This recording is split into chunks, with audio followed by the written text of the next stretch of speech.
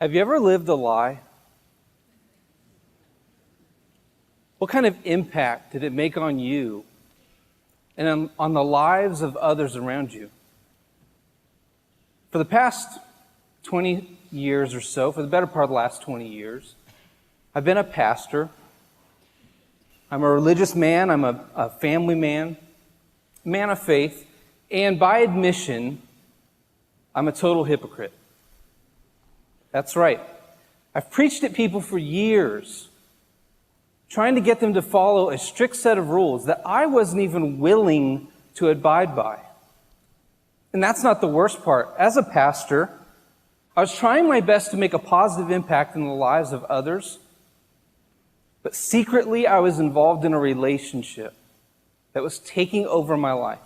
It was leaving me wounded and depressed, unable to even manage the relationships that mattered to me. So the best thing that could have happened was when I ended the relationship. So in a spirit of full disclosure, and to make things as awkward as possible, I'm actually going to read to you a few portions of the breakup letter I wrote for the relationship. It goes like this. When we first met, it was just like any new and even secret dating relationship. Lots of attention, obsession, that constant feeling of being on a high. I really couldn't get enough of you because you were always there to pick me up when I felt down. But then things changed. Even though you always were able to make me feel good physically, you had this way about you that made me feel terrible about myself inside. And then came the realization that you were lying to me. I realized you weren't even faithful to me. You were in a relationship with almost all of my friends. I was a fool to let you into my life and to believe your lies. Now, since I broke up with you, it hasn't been easy, but I've managed to get my family back, my marriage back, and most importantly, my heart, mind, and soul back. Because believing the best about myself may seem like a leap, but it is the best jump I've ever made. So now, I'm inspired and I'm on a mission to keep as many people as I can from being hurt by you. And I'm not going to spare your feelings and say something like, oh, don't worry, it's not you, it's me. Because, dear pornography, I'm glad things are over between us. Stop trying to contact me.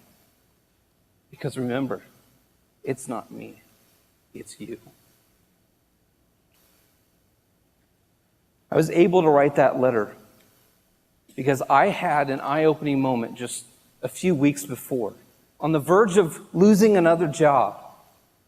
The church leader sat me down and he said, Jason, I really believe in you, but I believe that there's something broken inside of you that you can't see. So instead of being another church that just casts you aside, we're actually going to hire you a life coach to figure out what's really going on inside. So in the course of the conversations with my life coach, Gary, my struggle with pornography became the major topic of discussion. And when I revealed this struggle to Gary, he says, you know what? Thanks for being vulnerable. I appreciate that. Now, the next step for you is to go back to that church leader, and I want you to share with him what you just shared with me.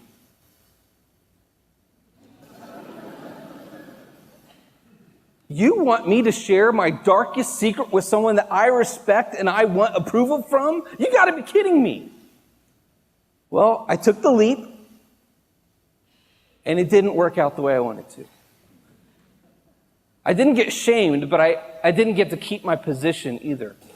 In order to stay employed, I accepted a position at the church as a janitor for the next year. Now, the eye-opening moment was when Gary said to me, Jason, did you know that porn isn't your problem? Viewing porn is a behavior just like any other addiction. You are using porn to medicate the actual problem. Not changed my life because it shifted my attention away from the behavior to the problem. And what was the problem?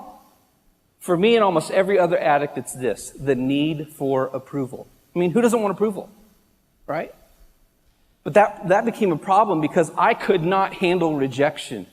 When we feel rejected, we get depressed. When we get depressed, we look for something to pick us up to make us feel better, and that is where we open the door to all kinds of addictions in our lives.